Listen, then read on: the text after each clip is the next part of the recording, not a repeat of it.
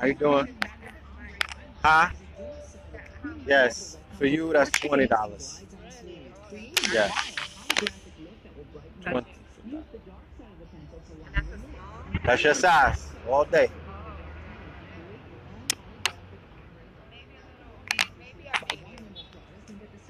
Fitted? No? Not the fitted? Yeah, but I don't wear tight. Okay. I could do a medium. Yeah, I could do it for you. Okay, I'll come back to a medium. All right. Got you. Peace to the family. Peace to you and yours, brother Red Pill. Live from Harlem, New York City. Across the street from the Apollo is the district. Let me see. Where's the Apollo? There you go. We're across the street from the Apollo. It's nice outside today. I think it's going to be 80 and whatnot. Yeah, we're in New York City on Biggie's birthday. Happy birthday to the Notorious B.I.G., better known as Christopher Wallace. I was in Bed-Stuy last night doing a podcast with my brother Tahoe.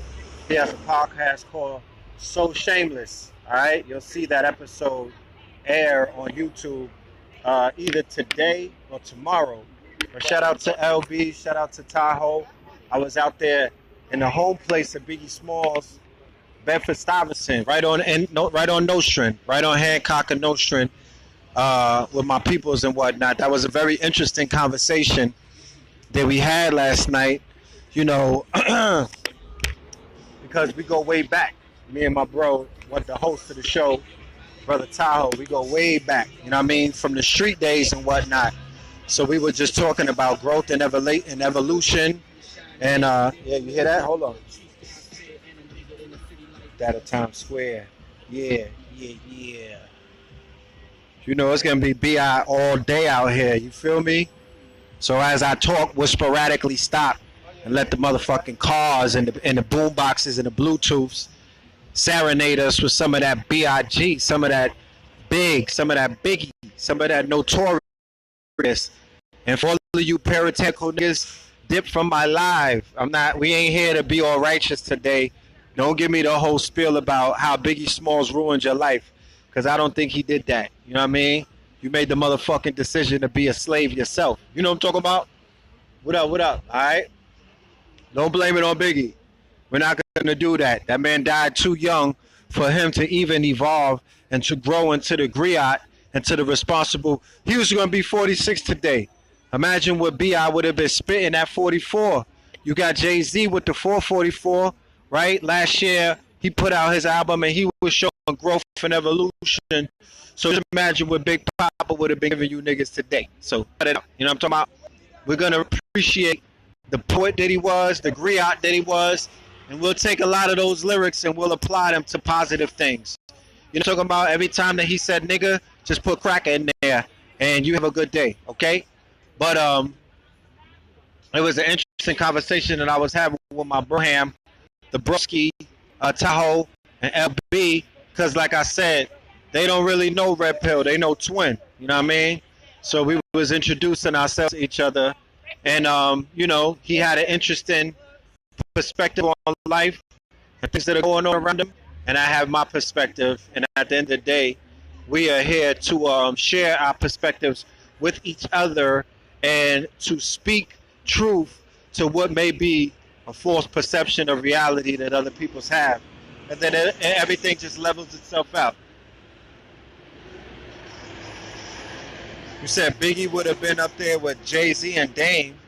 Fam, you don't understand. Biggie was bigger than Jay-Z and Dame when he was alive. There was Jay-Z and Dame, but the big homie was Big. So I don't know if you could even compare the two, because Big would have been in an upward mobility and an upward trajectory, career-wise, skill-wise, that he was right before he got clipped.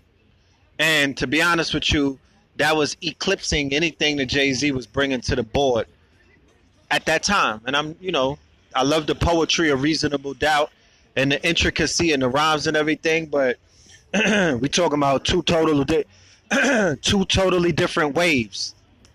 You had to live through that era to know the proper perspective. Don't ever let nobody change it around and try to paint a picture that Jay-Z was popping more than B.I.G. when he was alive. That's That's a farce. That's a lie. Nobody will agree to that who lived through that because you knew what it was.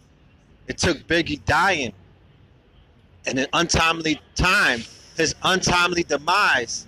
When he left the block, when he made his transition, they were looking for somebody to fill a void. And Jay-Z stepped it all the way the fuck up. You know what I mean? He showed up to fill in that slot.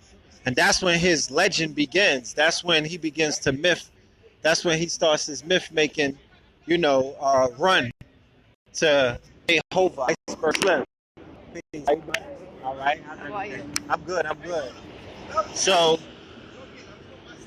B.I.G. is the progenitor. You got to put it in its proper perspective. That's the big homie who even he tapped Jay-Z on the shoulder and gave him that cosign that he wouldn't give everybody. He wasn't co-signing nobody. He was co-signing Junior Mafia, but he wasn't co-signing these little niggas out here. He wasn't co-signing nobody that wasn't from the borough, because it was about the borough really bad. He co-signed Mace though, and he co-signed Cameron, so I take that back. I'm Harlem right now, my nigga. He co-signed Harlem World. How about it? Okay? And that's what, when he co-signed Harlem World, he gave Harlem World that motherfucking stamp. He gave Harlem World that stamp. You know what I mean? And then they started cooking, and that's when that whole reign with Harlem hip hop really goes on another level, because you had Herb McGruff, right? You had the fucking you had AG and Showbiz, right? You had Big L. Harlem already was spitting. Harlem already had the spitters and whatnot. But when Mace came out, my nigga, when Mace and Betta came out, and then when Cameron came out under Undies, we're talking about a whole nother Harlem. We're talking about a whole nother level of exposure, not lyricism, exposure in the business of the music industry. Not just music, not just bars, my nigga, the business of hip hop. So it was a lot of those, Puff Daddy was responsible for a lot of that shit too. But Biggie giving that stamp, well, that shit, clue tapes. Nobody talks about clue tapes. Nobody talks about the significance of the mixtape. How the mixtape was basically dictating the culture. Like how playlists and everything dictate the culture. How DJ Academics or YouTube or SoundCloud spins and all of the new ways or the new paradigms or the new formulas that they utilize. How 106 in Park, the top 10 countdown, was making people who they were. Motherfucking clue tapes were preceding all of that. Ron G, what's the dude? Bounce with it. You had Ron G, you had clue tapes, you had what's my dude? SNS. You know what I'm talking about? You had Kid Capri.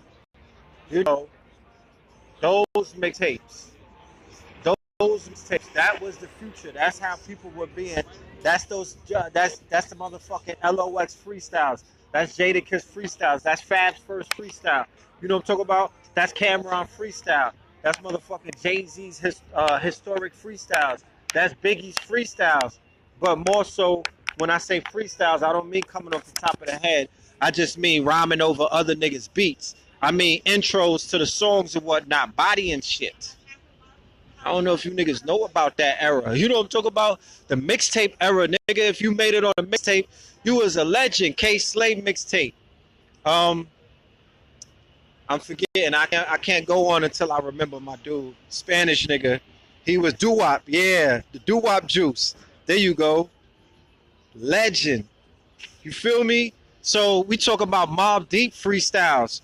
You know what I'm talking about? We talk about well, Tupac wasn't doing mixtapes like that. A lot of the West Coast, not necessarily. I remember when Biggie rhymed over the Snoop beats, when Biggie rhymed over the West Coast beats. Remember that series that he did on Clue, my niggas? It stretched for I think it was the Summer Shootouts. You know what I'm talking about? I think it stretched. Nigga, the Nas freestyles on Clue, nigga. Fuck is you talking? We not talking about album sales. You know what I'm saying? We not talking about the singles that the label picks out, nigga. We talking about mixtapes. That was the blood of hip hop at a long era, a period. DJ Clue, I mean DJ Drama, Gangsta Grills, he was one of the last, mixtape platforms or series that were dominating the game, and then the feds rushed them because the music industry, they launched war on the mixtapes because they took over utilizing the streaming service. They collapsed the industry through the CDs and all of that shit. They took a lot of power out of the hand of the independent people who were selling CDs out of the trunk, motherfuckers who were talking about distribution like Jay Prince, Suge Knight, you know what I'm talking about? Irv Gotti, Supreme, you know what I'm saying? Basically talking about doing what mobsters and gangsters have done throughout times when they infiltrated industries, take it over and utilize your money and your resources and your contacts and your muscle and your strength and your influence to basically muscle your way into the motherfucking door. Hey, what's up, April? How you doing? How's everything? Good. How little man doing? He ain't little. He ain't little, right? No doubt. What sports is he into now? Football. He doing football. My son is doing yeah, I mean, you gotta let him do what he gotta do. My son is doing baseball. He's starting a baseball league. Yeah, see, I can deal with that. Yeah, and he does his basketball, but he's into baseball heavy now. Basketball, he kind of actually stuck at it, but he He be Deboing, no doubt. It's good seeing you. So, freestyles. That's where a lot of things took place in this whole hip hop game, man. Like 106 in Park. Yo MTV raps, you know what I mean? I'm gonna chill on I'm gonna try to police my language because we talking about hip hop and music and whatnot, and I want young children to be able to receive this information without it being profanity laced. This is a history lesson, This is culture. Man, it's Biggie's birthday, and like I said, some people may have aversions to gangster rappers, and I understand where you stand, and I get it. But what I won't do, I cannot, if I forsake the music that I grew up on, if I forsake the shit that got me through the days and helped me plot and prepare, and you know what I mean? Some of these people told me how to make it through the jungle. What are you talking about? I'm not a victim, fam. If I sold any kind of drugs or if I had Big Willie aspirations, yeah, they would have soundtracked to that and whatnot. But ultimately, it boiled down to me. Maybe I'm now a Big Willie of selling shea butter, African soap, kente cloth, my own CDs, my own clothing line. You know what I mean? All of these things, I'm applying the 10 crack commandments. I'm going to say the 10 conscious commandments now. You know what I mean? The 10 woke commandments. But 106 in Park, Yo MTV raps, all of that was like how they brought wokeness into consciousness. You had consciousness that was like underground. Raw. It didn't have corporate sponsors. It don't got nobody's hands all in the pocket. We don't got no Jewish people that we got to answer to and whatnot. We don't got no people who are contracting us. We don't have no meetings with people who don't look nothing like us dictating what we should say, why we should say it, when we should say it, what we can't say, what we shouldn't know. But that's what these woke people got. That's what, and no disrespect at all, because I'm not trying to diss anybody. I'm not out here trying to separate. I'm not out here taking any shots. I'm just pointing out the obvious. Things like the Breakfast Club, they have to answer to a higher power. That's considered when they bring, when you step into that arena, that's the woke arena. Woke is the commercialization of something such as consciousness. So the commercialization of hip hop was Yo MTV raps, The Box, you know what I'm talking about? All of that. 106 in Park, you know what I mean? Rap City, The Basement. That was the commercialization. That was the woke-ish. That was the wokeness of what is known as the golden era of hip-hop, the underground movement, the streets. You dig what I'm saying? All that fly shit. You know what I'm talking about? So I'm talking about that underground. I'm talking about that raw. I'm talking about that conscious. I'm talking about the source. You know what I mean? The source material to where people have carbon copied and created all of these clones of the real shit. That's what I'm talking. I come from that uncut era. You know what I'm talking about? I come from that that point nine shit. So, yeah, man, those Clue tapes. Biggie made his presence felt on them Clue tapes. He bodied those Clue tapes. He was breaking tape decks. His freestyles was retardo. You know what I'm talking about? Who Shot Ya was retardo. You know, Party and Bullshit was retardo. One More Chance and all of that. The freestyles that he did on the West Coast beats. Like I said, I never forsake my history. I won't forsake my childhood to make woke niggas feel comfortable. I'm not a hypocrite. You dig what I'm saying? I lived through that era, and that era was me. That, you know what I mean? I carried out the commandments, nigga. We was in the club.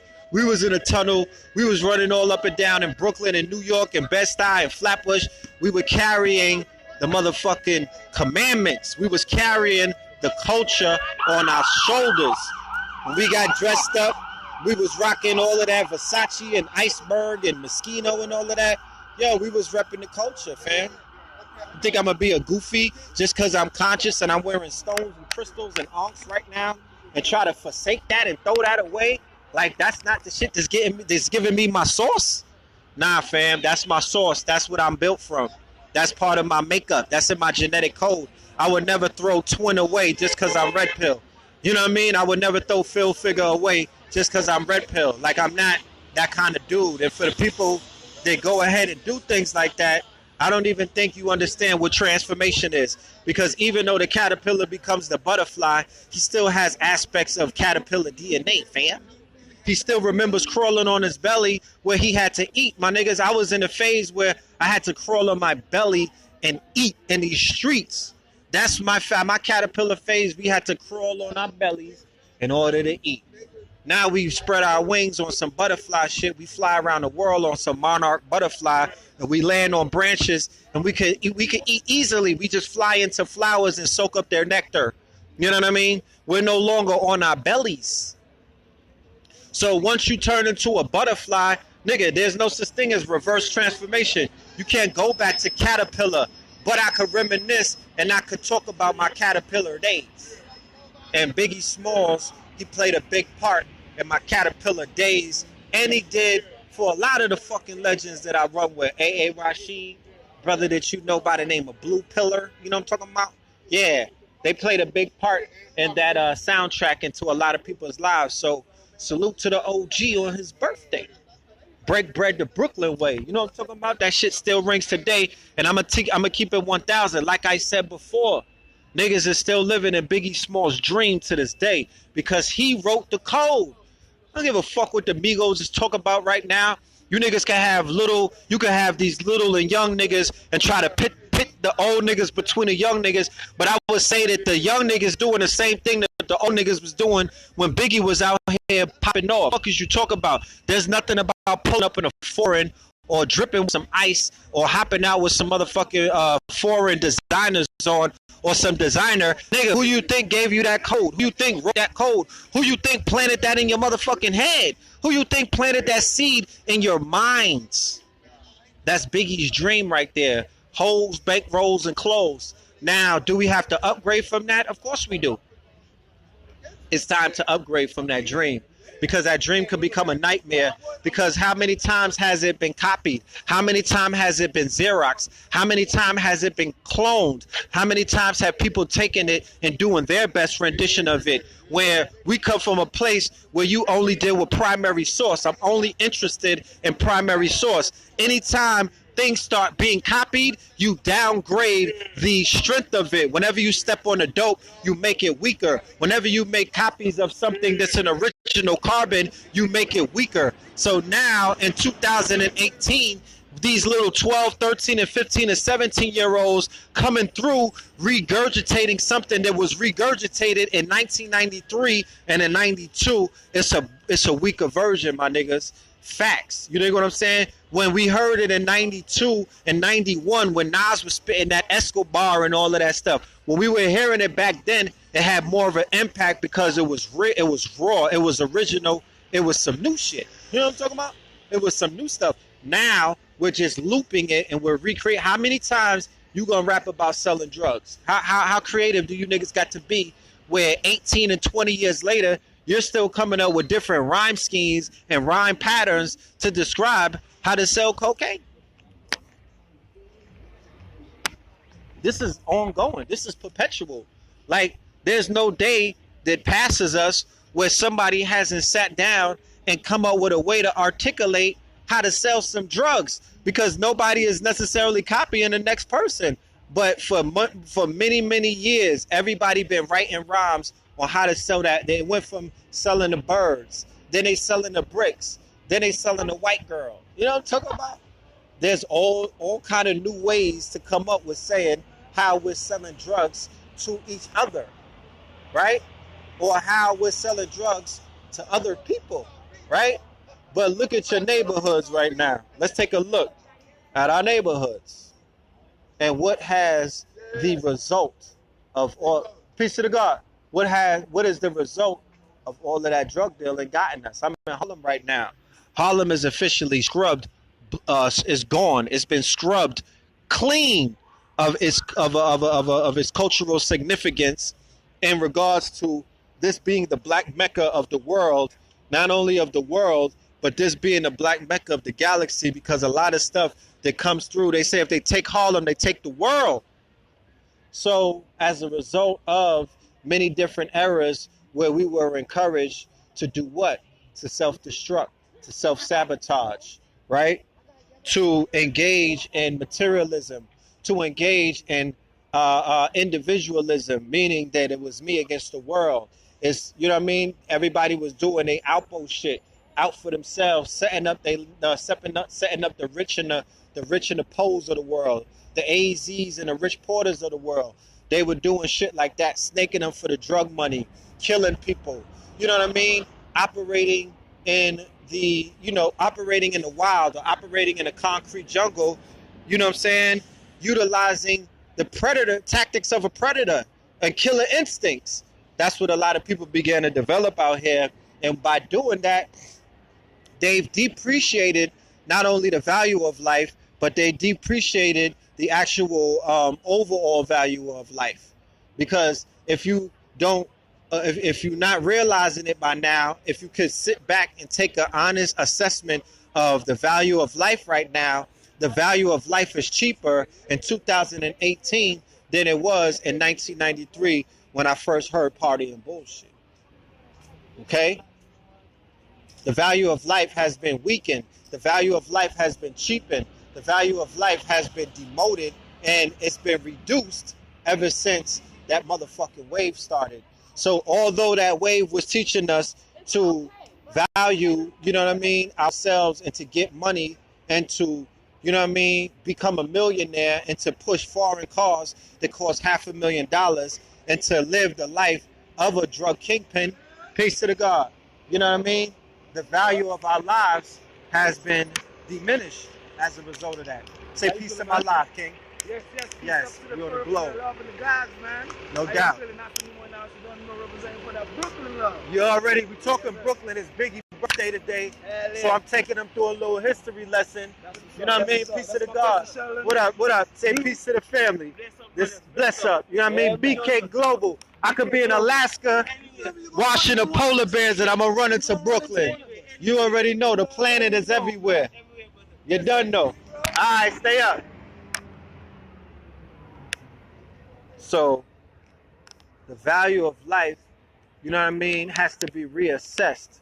I'm not blaming it on Puff Daddy and Sean Combs, Bad Boy Entertainment, and Biggie Smalls. That'd be a cop-out. I can't put all of that blame on those artists. You dig what I'm saying? I cannot put the blame on the entertainment industry alone, but they definitely play a humongous, and that's a capital H, they play a humongous part in helping to perpetuate the spell that has put so many people in a sunken place, put so many people on a zombie walk, not a plug walk, a zombie walk. You know what I'm saying? It's been responsible for a lot of that. So we do have to be very honest in our assessment when we point that out.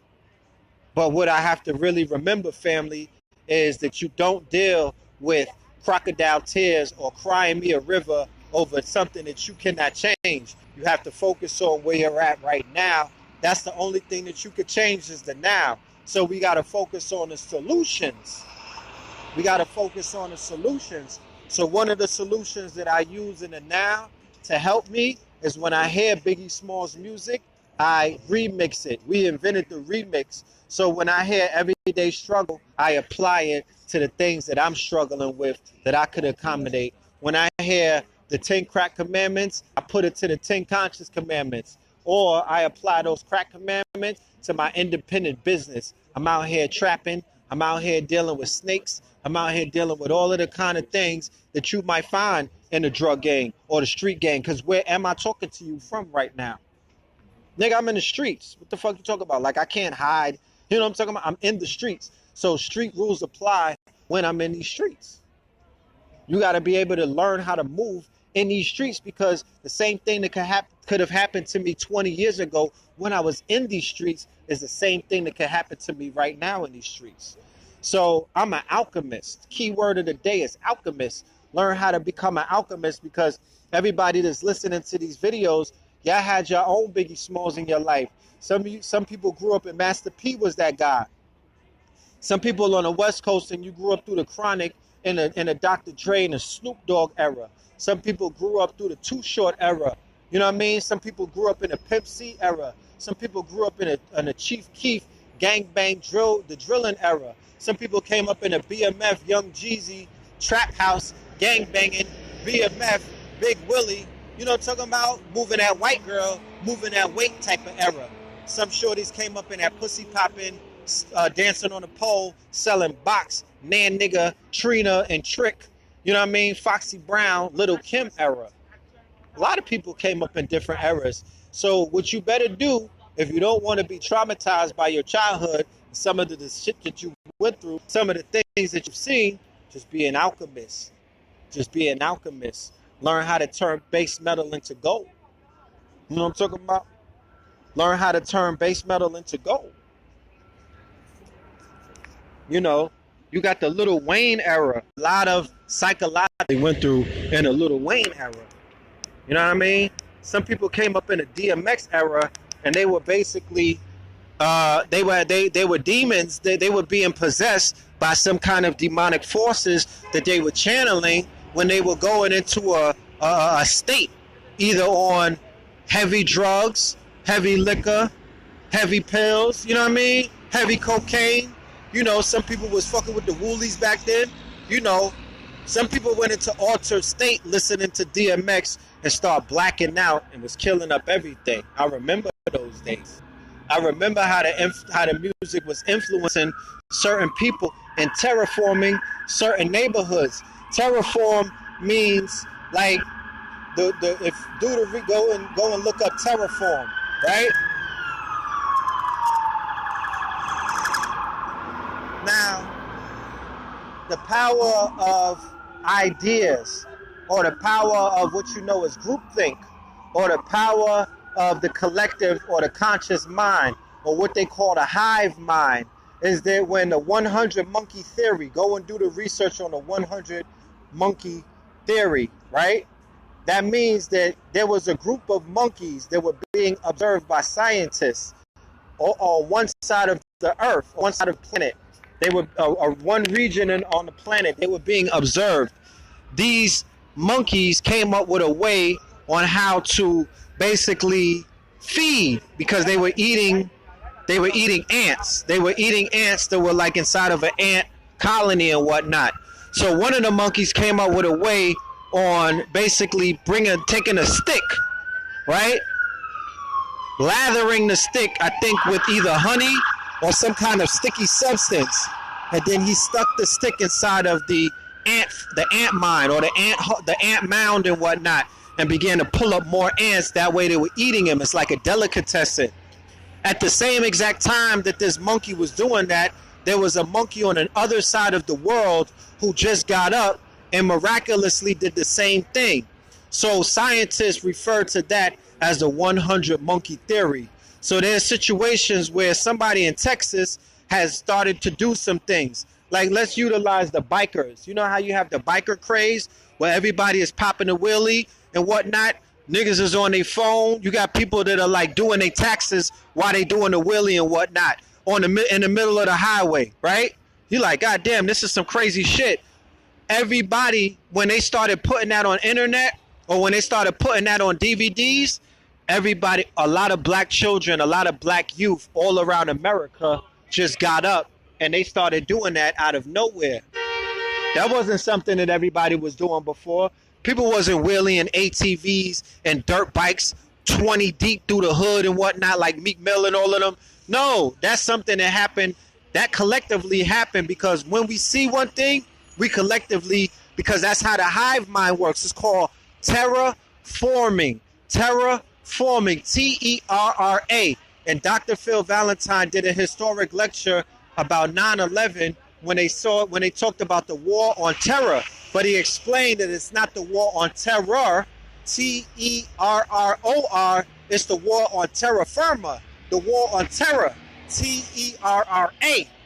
So artists such as Notorious B.I.G., Christopher Wallace, his words, his ideas, and his concepts were powerful enough.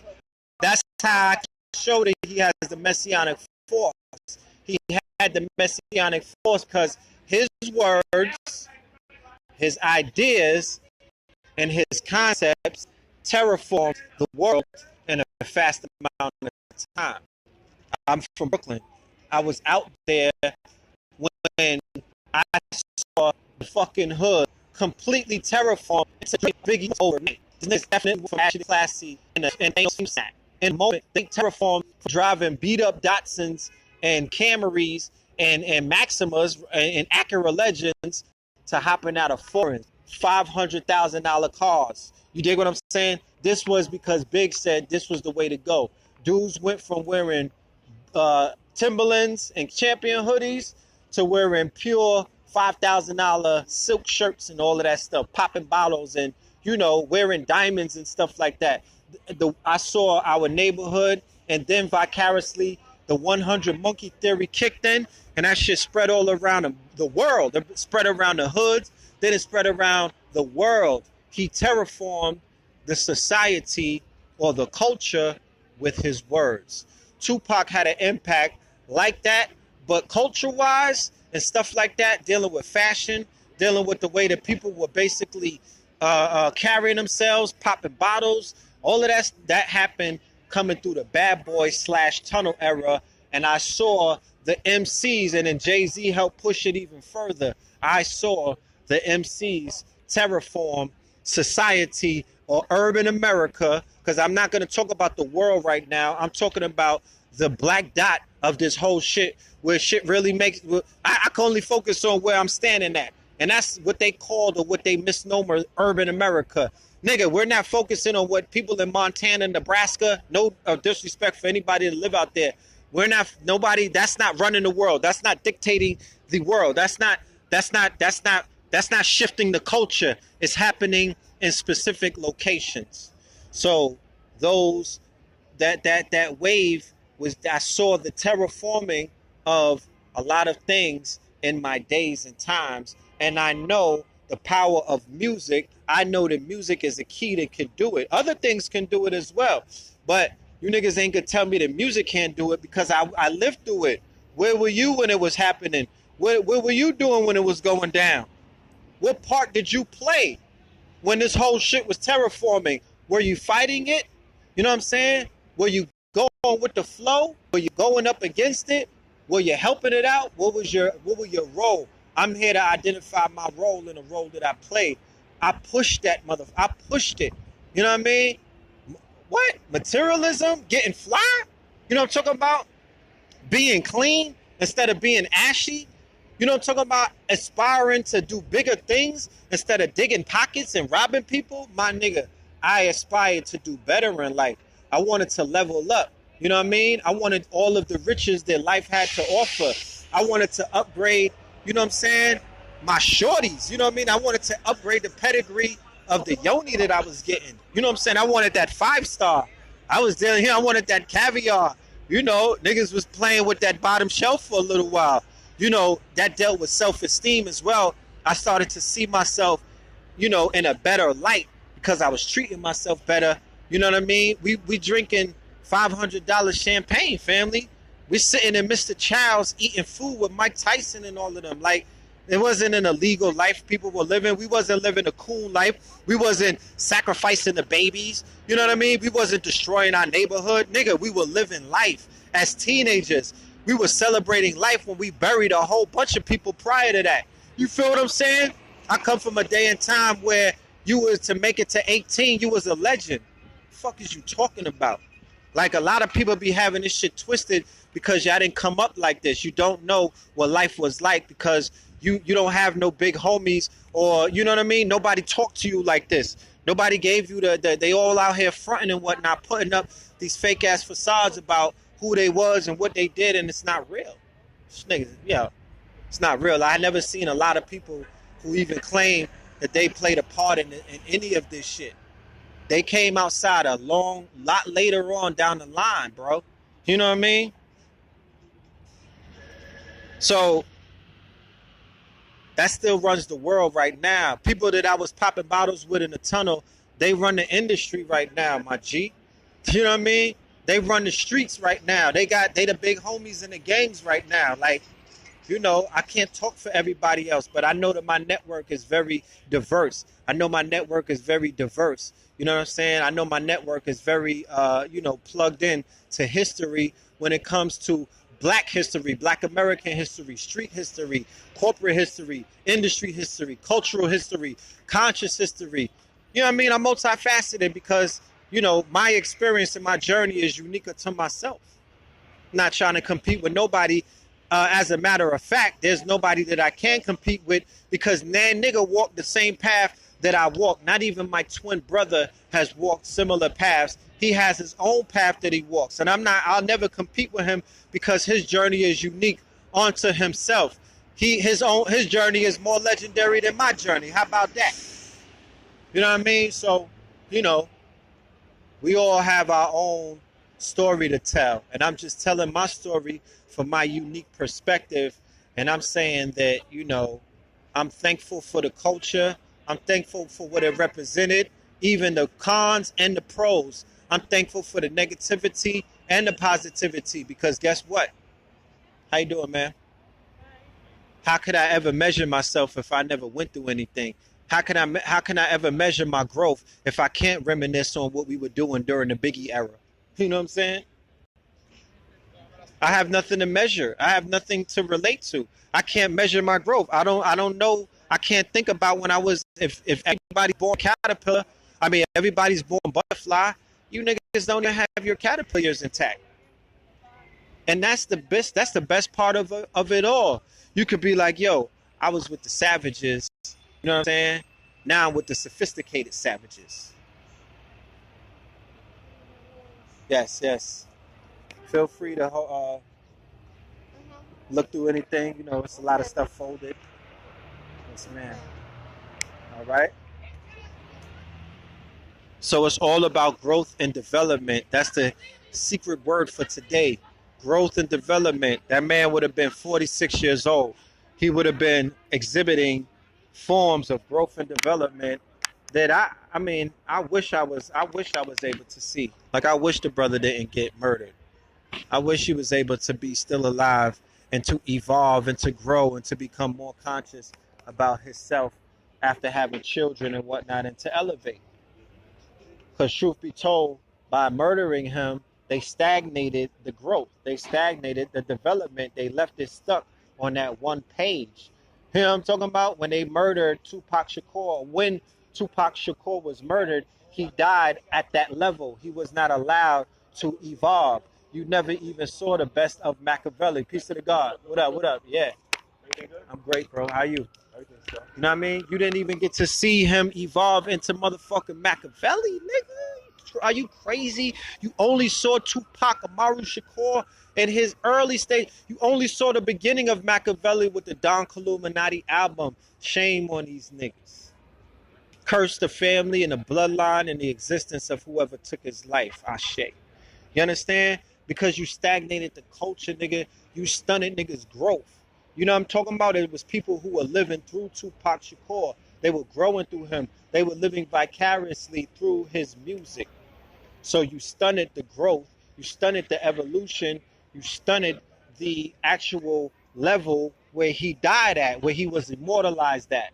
So somebody got to carry that out and bring it to the next level. Somebody got to pick up that motherfucker and carry it on their shoulders. I don't want to talk about anything else if it's not upgrading the message, if it's not creating a newer wave that's stronger than the wave that Biggie Smalls, Puff Daddy, the motherfucking Tunnel, and the Bad Boy ever represented. How are you going to break that code? How are you going to rewrite that code? How are you going to introduce something that's more impactful than what they introduced in the years of 1993, 94, and 1995? You niggas have not come up with a motherfucking answer ever since. We could do all of the lectures in the world and people could complain all that they want, but nobody is coming forward and saying, yo, I'm going to create the wave that's bigger than the Bad Boy wave, that's bigger than the Roman Catholic, you know what I mean? Jesus peace, Jesus cross, that energy that they brought, that materialism, that money over everything, all of that stuff. Nothing. How you doing? I'm good. How are you? I love that. That's powerful. Yeah, super. Yes. No, I have my own shirts made. Okay. All right. I ain't even gonna get into it. Anyway. Yes. How much? These start at $20 and go up to $30. 20 to 30? Yes. All right. 20 Uh-huh. to 30. Yes, ma'am. I'm looking to see what I gotta sacrifice. Okay, yes. Feel free to, feel free to look through them and everything. You're gonna be here for Yes, a minute, I'm right? here. Yep. All right. That's the only conversation that you should be having. That only conversation. I was having a conversation with my peoples last night. I was like, yo, you know how I know that it's control opposition out there? You know how I know that these quote unquote woke people are not really here to help out the real people who are known as the conscious people? Because the same way, hold on.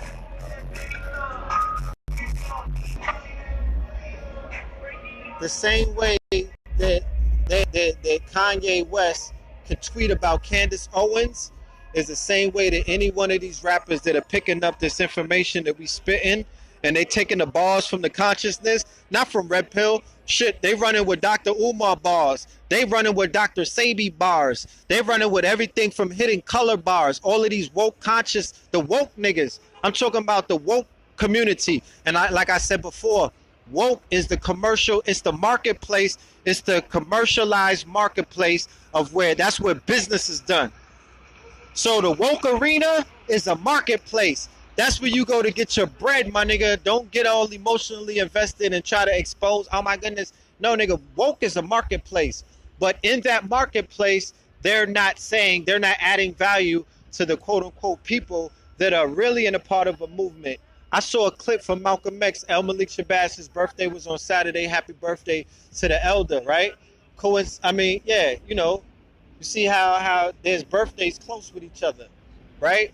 So he was going in on Dick Gregory because he was saying that, look, how could you go to the celebrities to talk about real life issues about black people and black culture? How you gonna go to Lena Horne and Dick Gregory? That's a comedian. And that's a singer. You got to come to the real people that's on the front lines, like Malcolm X, like the Nation of Islam. And I understood fully what he was saying. I know that he wasn't trying to diss Dick Gregory, but back in the days, Dick Gregory was seen as woke. He wasn't seen there was some conscious shit going on, and there was some woke shit going on. When Nina Simone was conscious and they were, and Marvin Gaye, they were woke. They were part of the trend of the real street consciousness where they were in the streets bodying shit. When they was in the streets getting locked up, hoes down, the police was gunning niggas down and all of that. That was the real version of the revolution, of the offense. So the Renaissance took place between the entertainment industry, and those people were seen as woke. But Muhammad Ali was woke, and there was nothing wrong with him being woke, but he was a woke version of the consciousness that was emanating from the streets, from the grassroots levels, from those thousands of people who were boots to ground. So today, fast forward today, with Jay-Z, Kanye, because all of them are now in the woke circle. J. Cole, shit, we could go on for days. Kendrick Lamar, you know what I mean? Charlemagne, Angela, what's her name? Angela Rye, Issa Rae, Donald Glover, you know what I mean? All of these woke individuals who are identifying that they're woke, woke, woke. They're the same. It's the same dichotomy. There's people in the streets that are really doing the work. Black Lives Matter with the celebrities that they're trying to produce. That's all woke. That's not conscious. They are doing their best to not acknowledge consciousness. And they bring certain people on their shows, such as The Breakfast Club. The Breakfast Club brings conscious teachers onto their shows. But after they come off the shows, they don't talk about them anymore. They're not retweeting their lectures when there's all kind of crises that arrive inside of America or Black America, where, you know how CNN be going to their experts, or Fox 5 always brings their experts. They don't bring any of these people back in to speak on the answers. They don't allow them to come with the solutions. They don't tweet, yo, go to Dr. Umar Johnson if you want to listen to the solution to what's going on, because they got some of the answers. Not me and my woke people got the answers, because y'all don't got the answers. You know what I'm saying? Y'all go online to listen to Tariq Nasheed and other people to get the answers, and then you go into your platforms and you regurgitate and you repeat a soundbite of some of the stuff that they're saying. So that's some woke shit. That's not real. It's controlled opposition. That's not real. They're not letting their 1 million, 10 million. Why when Beyonce say, yo, I'm going on a plant-based diet, I'm switching over to a plant-based diet thanks to Dr. Sebi. That's all she got to tweet. It doesn't cost anything. You don't sell your soul to nobody. You don't have to be in no one's organization. Your sponsors won't be mad at you. I'm on a plant-based diet. Go and research Dr. Sebi. Like, why is everybody, there's all of this woke stuff going on where they're having all of these, oh, I want to be a better person. Oh, it's about Diddy and them is like, oh, we want to start a black economics. So you mean to tell me that you got 80 million people that are following you? That shit sounds good, but you can't say, yo, I'm going to, peace. No, sir. I'm going to do black economics. I'm going to do an app for black businesses. But in the meantime, go and check out Claude Anderson, right? Because you got 2 singles I can borrow. I want to get that. What's good? I've been in my shoes, doing the work. What's good though? Thank you. I ain't doing nothing. So they could easily say, yo, you know, Dr. Frances Cress Welsing, because she breaks down what is known as white supremacy, and I'm gonna go on record right now saying that.